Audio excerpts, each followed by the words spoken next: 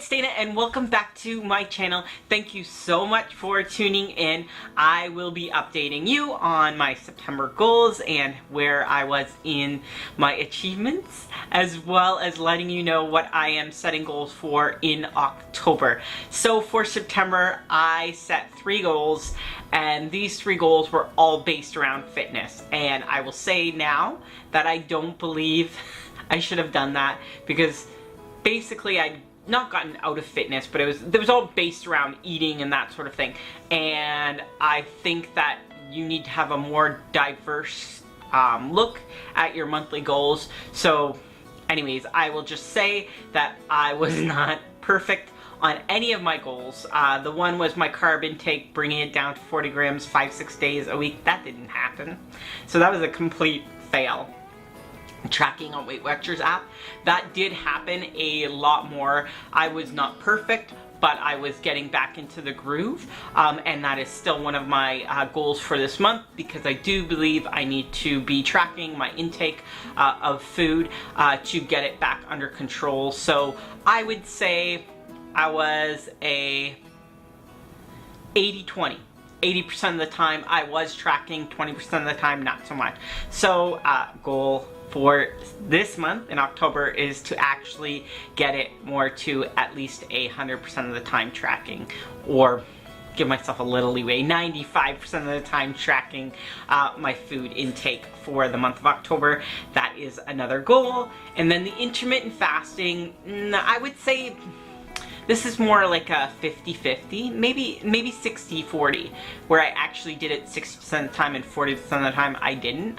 But yes, intermittent fasting is still something that I need to focus on. It does help a lot during, especially during when I'm eating carbs and whatnot, but also big time when I was doing keto. Intermittent fasting helped me so much, and I found it so much easier to do fasting when I was on keto, which I am not far off from getting back on, because this is my last month of the study. My 3 goals for October, as I previously mentioned again, is tracking on the Weight Watchers app at least 95% of the time. I know for Jared and Marlene's wedding I will not be tracking that day, so whatever. But yeah, that is a huge priority of mine, is to get back into tracking. That habit is a very, very good habit, and I need to continue that. Then the other goal that I have is to organize and declutter my apartment for 1 hour a week. So I can break this up whatever way I want. So if I want to do 15-minute focus 4 times a week, I can do that, or 20 minutes 3 times a week, or just take an hour on Saturday or Sunday. I can do that. So that is my goal, is I really want to purge some things in my apartment. I did get some new things, like my fainting chair there. So I really want to reduce the clutter and make it feel like I'm more organized and I know where everything is. So that is a big goal of mine, and it probably will be a perpetual goal throughout the colder months, because I want to feel like I'm perfectly organized, or at least 80% organized to where I want to be. I just feel like when your space is organized, when you know where your things are, it's so much easier to stay on task in life, especially when you have a busy schedule. And I seem to love to ram-pack my schedule with 1,000,001 things, so being organized is one of my goals. That hour per week of organization and declutter is a goal for October.